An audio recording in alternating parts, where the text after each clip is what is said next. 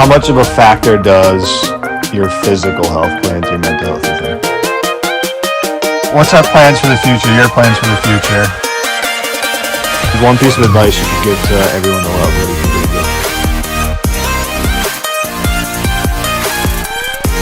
This is Spitballin with Colin. Hey. What's up, y'all? We're back again, a week off. Frankly, no excuse for taking a week off. I've asked a lot of my inner circle, per se, to hop on the pod. And I mean, we had great guests, great podcasts, but now it's reaching out to people that step outside of the inner circle, and it's a little tougher. So I just gotta nut up, as Smeggy would say. Gotta nut up, gotta get after it. Shout out Smeggy for helping me get up to YouTube and everything, getting it looking all nice. Really appreciate that help from him. I did post on my Instagram. If you don't follow me on Instagram, it's Colin Jocelyn, just straight through, COLIN JOSSELYN on Instagram. Just hit that follow button, send me a message, say what's up. But last week I did post a questionnaire of a solo pod, which is what we're recording right now. A solo podcast and some questions you guys wanted answered. So let's dive into a couple of these ones. Didn't get a lot, but we did get a few. So first one, shout out Kayla. She asked cold exposure. And I think I don't think she's done it a lot. And we're going to dive in a little bit, but cold exposure is huge. It has a lot of benefits. It could reduce inflammation. It boosts circulation. In men, it's actually proven to help boost a little bit of testosterone.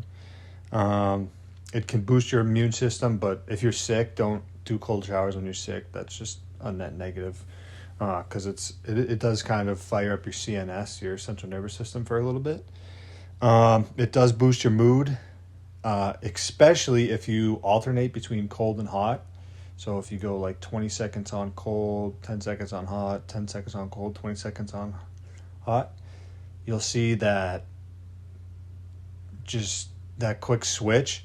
So what happens if you sit in there? I don't like doing the quick switches, so I'll sit in there for like 2 minutes, 3 minutes, and just cold, and a shower. I prefer an ice tub, but a shower, and you just get that flow of cold water in you. So after that 3 minutes, your blood is now a cooler temperature, so your core temperature, not your core temperature, your outer temperature, like your skin temperature, is colder. So now your blood vessels, your capillaries are now circulating cooler blood. So then when you switch it on to hot water after like 3 minutes, and then you'll feel like just tingly inside. You're like, for me, like I just start laughing. So it definitely feels good. If you want to dive in, the king of cold exposure is this guy Wim Hof. It's WIMHOF. He's literally called the Iceman. He's like sat for an hour and a half in the Arctic waters and like carved ice and done that. Like, he is the king of ice exposure. He has courses. He has breathing techniques to help you get through it. He's a fascinating man. They injected him with E. coli, and just by the use of his breath and his mind, he actually didn't have the body like suffer the severe effects of it. Like, he got injected with a virus and he negated it through his mind and his breathing techniques. So he's fascinating. Wim Hof, look up him, watch some of his videos. I think he has his own documentary. Like, his shit's crazy. So he's like cold exposure king if you want to get into it. You can also look up Huberman Lab, and Andrew Huberman. He's a neuroscientist, but he goes into positive effects of all cold exposure stuff. So those are two great just starting resources if you want to get more of a scientific and then a wow factor side. Wim Hof is more of a wow factor, like, oh shit, like, that's crazy. Like, a human's capable of this.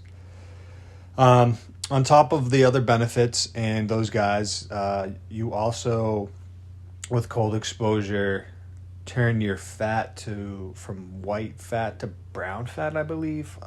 I might be confusing it, but when you turn to brown fat or brown fatty tissue, you actually get a better metabolism out of it. So it actually can help you kind of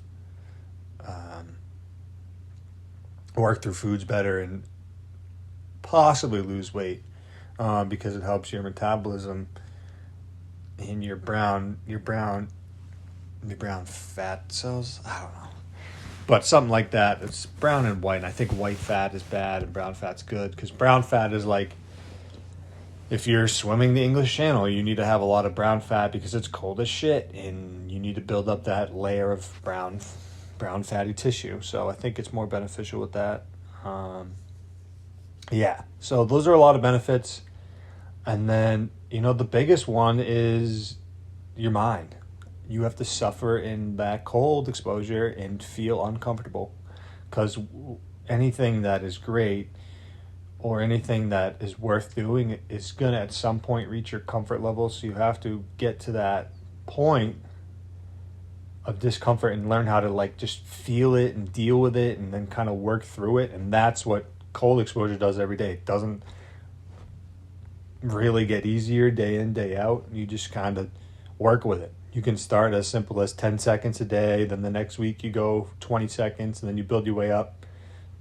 3 minutes a day is huge. You don't really need to go any crazier than that. But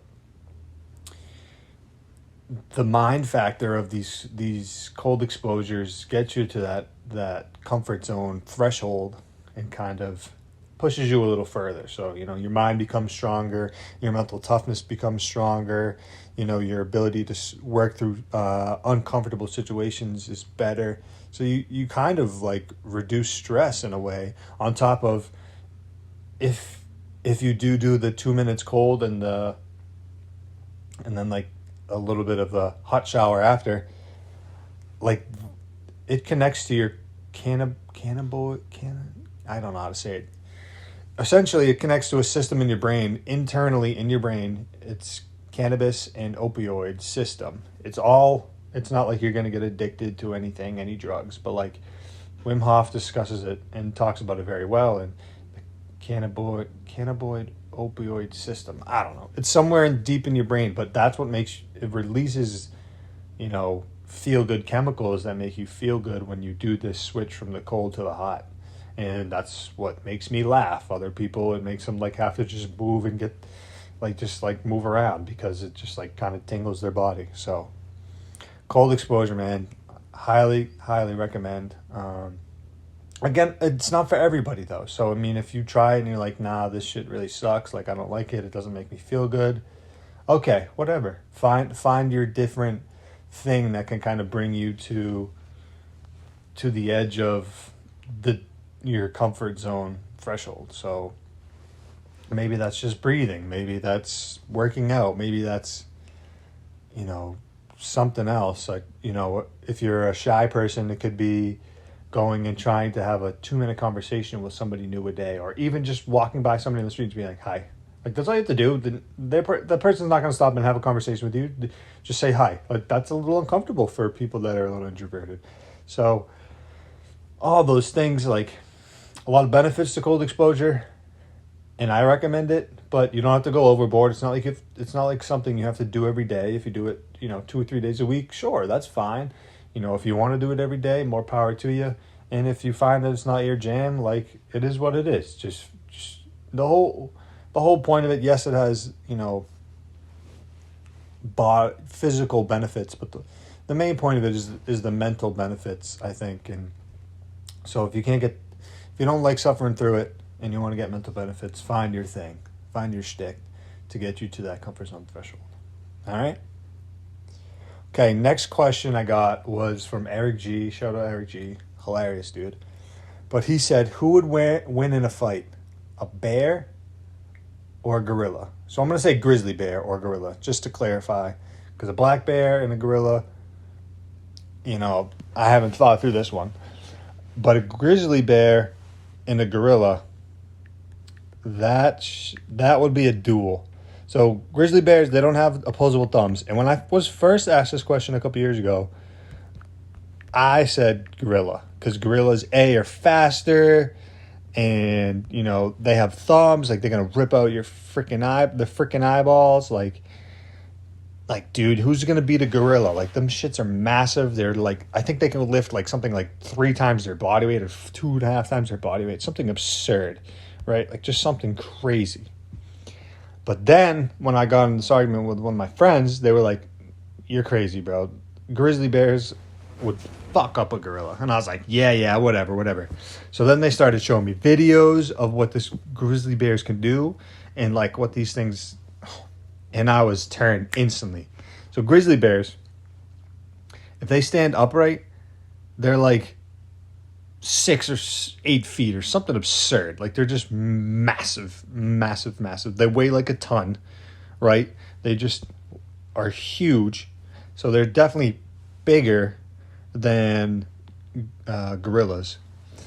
They can run like, I think 20 miles an hour. I'm trying to find out the facts here. I think they can run like 20 miles an hour. Oh, I'm trying to get the things. Grizzly bears, right here.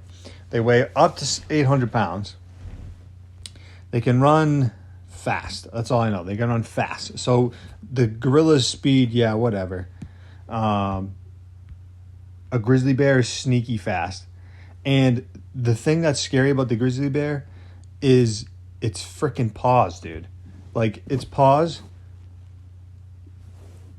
have claws that could literally, there's videos, and you can literally, it literally chops down trees. It chops down trees. Okay, grizzly bears, 8 feet, 800 pounds. Silverback gorilla is 6 foot, 485 pounds. All right. Here's the crazy part. Silverback gorillas can go 20 miles an hour. Grizzly bears can go 35. So you got an 8 foot, 800 pound grizzly bear going 35 miles an hour at you. What? Crazy, right? Okay. Then you have to get to the claws. Grizzly bears have 20 claws, several inches in length. Several inches. Whereas the gorilla just has like human hands, like obviously they're stronger, maybe a little thicker fingers.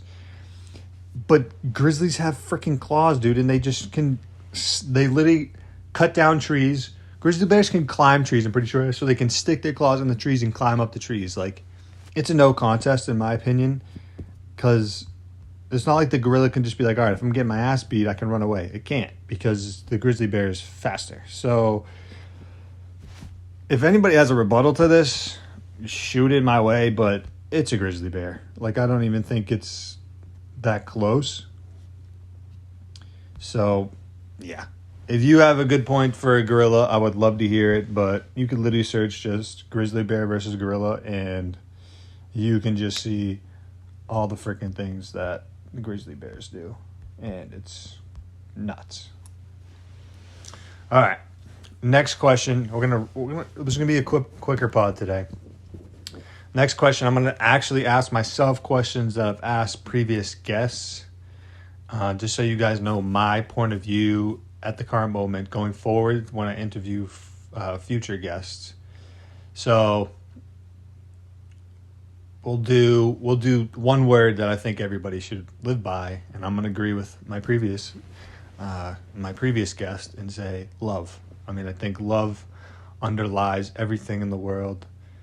It's either lack of love or love that makes you feel good or bad. You know, if a child has a lack of love, they're more prone to temper tantrums. They're more prone to be a menace to society. They're more prone to act out and, do a lot of things that probably don't benefit us as a whole, society as a whole. So I think love is probably the most important word. I mean, if you feel love, you feel fulfilled, you can rely on someone. If you love yourself, you're confident in yourself, you know that your skills are capable, and then it's kind of like a snowball effect. If you love yourself, then you're capable of loving someone else. If you're capable of loving someone else, you can make friends, you can find a boyfriend, girlfriend, You can find a significant other. You can love nature. You can love everything, and then you just kind of develop a more wholesome view of the world. Whereas if you grow up with a lack of love, or you don't find the ability to love yourself somehow, then it kind of falls apart. So yeah, I think love is the word that everybody should live by. So that's the simple, easy answer for me. Love. One word everybody should live by is love. So we'll pop over to the next question. What's one thing everybody in the world should do that would help change the world? And that's a tough one, because I think there's a lot of things that people could do. I think moving their body, exercising goes a long friggin' way. I think that's a huge just working out, just going for walks, going for runs, like whatever it is, that's huge. I think being outside, being in nature is huge.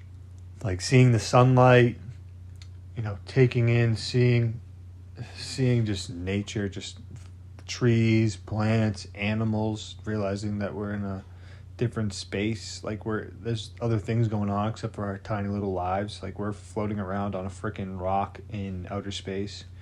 Sometimes we get too caught up in our problems. So nature, looking at the stars, can kind of help us reset that and realize that our problems are never too big.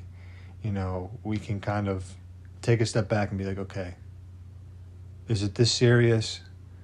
Like, I'm floating around on a rock that was formed billions of years ago, and think about it. We are on a rock called Earth in the middle of something that goes on forever. Can you fathom that? Like, outer space goes on forever. What is forever? I don't freaking know, but it is endless. And we're complaining that we stepped in a puddle and now our sock is wet. Our sock is wet. We woke up and we have a pimple on our face. You know what? You pop the pimple, it'll go away in a week. So most problems aren't that big when you look at it from the perspective of nature and outer space. So that's a big thing. But if there's one thing, let me not skip over journaling or, paying attention and marking down like our thought processes. Alana Wood, shout out to her. She brought a very good point up. A gratitude practice is huge, to be grateful. And that kind of couples in with the ability to like love ourselves and love people around us. But I think for me, the biggest thing that could help change the world is breathing. And what I mean by breathing is a practice of slowing down and meditation. And if you don't want to meditate, it could be as just simple as sitting for 2 minutes in your car after you get home from work and before you go into work, and just focusing on your breath, a couple deep breaths, and just being, and kind of like going into whatever situation is next, how you want to feel, bringing intent to that, just slowing down with the breath. I think just slowing down and breathing, there's tons of breathing techniques out there, whether it's a meditative breathing, whether it's a Wim Hof breathing, whether it's a box breathing, whatever it is, they all tap into something internally in us that slows us down and can lead to us changing our perspectives, going into situations with a better frame of mind, a better state of mind. And on the flip side, you can if you don't slow down in breathing, you can actually speed up your breathing, and then you can speed up your heart rate, and then you can kind of just spur on like a panic attack or just crazy thoughts, just because your breath is out of control. You're not controlling your breath. So I think slowing down just a few times, 1 to however many times a day, but I think if you can slow down at least 2 times a day, 3 times a day with your breath, and just kind of reset and just do the 3 deep breaths, 2 minutes of just deep breaths, and just slow down. I think breathing is often one of the most overlooked things of us humans. Is we just take it for granted that we just wake up, we're breathing, We go on our day, we're breathing, we're not aware of how shallow our breath is, how we just breathe in through our chest. We don't actually use the lower abs to pull out our stomach to breathe, our diaphragm. And you just don't realize how you're breathing. And then you don't get grateful for breathing. Like, hey, I woke up and I'm still breathing. If I wasn't breathing, I'd be dead. Like, it's just that simple. So for me, that's probably the biggest thing people can do is slow down and breathe. If you want to develop a meditative practice, by all means do it. I think that will lead you and create a lot bigger of an impact in your life of, just do guided meditations. Just do it for 5 to 10 minutes and then maybe start to build up. I think there's more benefit, after 15 minutes, you get more of a benefit. But obviously, some of us don't think we have 15 minutes. We can't cram in 15 minutes, or we don't want to friggin' sit with ourselves for 15 minutes. I completely understand that, but I think you can do it for 2. I think you can start with 1. So it's just the simpleness of slowing down, being more aware of our breath, how we're breathing, how our breath is moving through our body. I think that can really help move the needle in the world a little bit. I think it's a starting point. I think to get us to a place where we're all like, wow, this place is freaking awesome, I think we have to couple, doing breath work with being in nature, with seeing the sunlight, with moving our bodies, physical exercise, with reading, with friends and community. There's a lot of things that I think have to come together, but you need to pick one to start your way in. For me, I think I would pick breathing, because then your breathing carries over. You learn how to breathe when you're working out. You learn how to breathe when you're out in nature. You can actually, breathe in nature, get a double whammy effect. For other people, the beginning of the journey to getting better might start through fitness, and then they find breathing, or they find cold exposure, or they find all these different things. But for me, I would start with breath. I think that can really hone it in.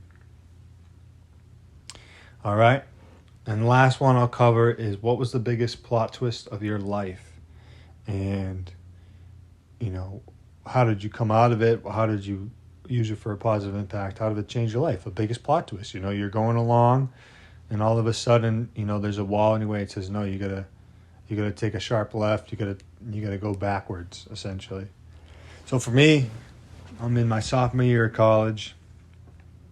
I am on the baseball team at college. But I find out that, my shoulder's been bothering me. So I go to one doctor, get an MRI, torn labrum. Okay. What's that mean? Well, for a baseball player, for a baseball pitcher, the majority of pitchers actually probably have some sort of labral tear. So it doesn't have to end the world. But for me, how it was affecting me was not good. It hurt. It felt like a sharp pain every time I threw a baseball. So not good. So I got a second opinion. Torn labrum. So torn labrum, had to get surgery on the day. I got surgery on the day that my baseball team had left to go to spring training in Florida. So if we backdrop a couple months before that, I know at this point that my surgery's booked. I know I can't travel down to Florida with people. All my thought patterns were turning negative, just a bunch of things. And I had one panic attack, but it was just kind of like a one-off thing. Didn't think anything of it. It was my first one and never knew what a panic attack was, whatever. I ended up sitting on the toilet in the bathroom for an hour. It is what it is. So then, show up to school on a Sunday. Was definitely super anxious all day just for no reason. I was working out. I tried to meditate. Something was off. So I get back to my dorm room. None of my roommates are there. So I'm just sitting there, watching TV, trying to do a little homework. And I go back to my room. I just start breathing fast. Can't control it. Out of control. Start having a panic attack. Start having racing thoughts. Thoughts of doing crazy things. Not now, not immediate, but in the future, like just dark things and just things that, I think a majority of people probably come to at some point in their life, and most people brush over it and they're like, yeah, whatever. That's how I felt in the moment. But for me, it felt like it was not imminent, but like it would happen down the line if I continued doing the things I did and the way I did them. So for me, that was like, oh shit, I got to do something. I got to change. So I was like, do I go to the hospital? Do I talk to someone? It was like, I don't know if I want to go to the hospital. So for me, it came down to that night and seeing I kind of got a flash forward, a That's So Raven moment of what my life could look like if I continued to have the perspective of the world I did, and if I continued to go on the path I was headed. So ultimately, I sought therapy. I still am in therapy. I highly suggest just being able to find someone that you can talk to, whether that's a therapist or a friend. I would recommend a therapist. They're professionals. They know how to handle it. They know how to give you the right coping mechanisms. They know how to talk you through situations.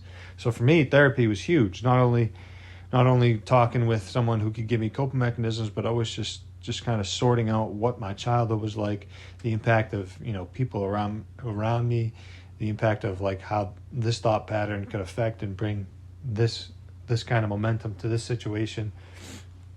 It just really was bringing awareness to my life that I never had. I never really was self-aware. I just was like, just went along. As a little kid, you're not self-aware. As a little kid, you just freaking do whatever you want. And then I got to high school, and I was still kind of like, I had a little self-awareness, yeah, but it was still like, all right, I'm still like, I'm high school. I was worried about what people thought of me. I thought I was fat. I thought I was too slow. I was too weak. I was, I didn't fit in. And ultimately, that's not the case, but I mean, you have all those high school, middle school thoughts still in your head as a college kid because you never sorted it out, and you never had anybody tell you like, hey, it's all right, little Colin, it's okay that we can. It's normal for us to think like that, but we're grown up now. We're in college. We have friends. Like, you're on a college baseball team. Like, there's a lot more benefits, a lot more positives. But I hadn't developed any of that awareness until I sought someone out to help me kind of develop that. So on top of, seeking out a therapist, I started meditating for the first time ever. I actually hated reading up until this point. Now I have a library of like hundreds of books. I dove into reading. I dove into YouTube videos of impact theories from Tom Bilyeu. I dove into trying to get better. Like at the beginning, it was like, I don't want to ever feel that freaking feeling again, and I just want to get better. So it was like a full dive in, and I grew. I became self-aware, and the growth in those 3 years after was crazy. I had never worked on that area in my life, and it's when you start doing something that you've never done in your life, you dive in, your improvement is drastic. So I went from having constant negative, terrible thoughts to now I'm like looking at nature different. I'm like a spiritual being. And I'm not saying that's going to happen to you, but I was just like, I went through a 180. And I knew how to deal with my emotions. I knew like why I thought the certain way and where it came from and what the cause is. And when you can pinpoint the cause of something, it kind of lessens the effect of it, and you can walk yourself through it. So for me, that plot twist really brought me to where I am now. I wouldn't be podcasting, I don't think, and if I would, it would be some douchebag podcast about sports or whatever. It wouldn't be a spiritual conversation with every guest I have, learning about how they're great in their own way and how they navigate the world, how they see the world, how they can work through it. And I would never be able to see the beauty in every one of my guests. I would only bring on guests that would affirm what I believe. Whereas each of my guests has something that not that I disagree with, but I have yet to learn. I mean, I think it was Ralph Waldo Emerson, and he said, every man is my superior in some way, and of that I must learn from him. So man, woman, everybody knows something and we don't, and that we can learn from. And that's what I've learned on this journey is nobody's perfect. It's okay to not be perfect, and everybody has a space in the world. But for me, I had to hit rock bottom. For rock bottom, it was panic attacks. It was bad thoughts. It was, doing things I never thought I would do in terms of seeking out help, reading books, meditating. Like that sounded all foo-foo to me. I was this 6'3" baseball player. I was a jock. I was a cool kid. But really, I'm like you ever get a dessert and it's like that hard outer chocolate cookie, but then you pour the warm hot fudge on it and just melts away. That's me. Like I got that little hard edge, but I'm freaking a soft lava cake on the inside. Like it is what it is. That's me. I'm not gonna deny it. But so I didn't know that until a couple years ago. So that's the biggest plot twist of my life. If you haven't had a big plot twist yet, like, it's okay. Don't be scared if it comes. And you can work through it. There's people out there to help you. There's people that support everybody. So if you feel like you're not supported, you can find someone. You just got to believe it and reach out to people. Maybe a professional. It is what it is. You got to do what is right for you to help you along your journey. Because we are all on a journey. We're all on our own journey together. As weird as that sounds, we're all on our individual journeys, but we're on this planet together. So, yeah, that's what it was. Plot twist, sophomore year of college. All right, guys, that's going to wrap it up this week. Next week, I'm hoping to have some guests. I'm going to start reaching out to guests, line up some guests for you. Hoping to get some good ones, mental health guests, athletes guests, and maybe even a couple guests that can kind of like express what's going on in the world politically, and we can maybe sort through some of that stuff. Again, it's Spitballin with Colin. We're gonna get a diverse group of people in here, and I'm just gonna try and let it roll. See if we can have good conversations and kind of bring light to areas that people might not have thought of in a certain way and help change people's perspectives. All right. I appreciate you all. Hope you have a great week. I'll see you next week. How much of a factor does your physical health play into your mental health, you think? What's our plans for the future? Your plans for the future? One piece of advice you could give to everyone in the world. What do you think it would be? This is Spitballin with Colin.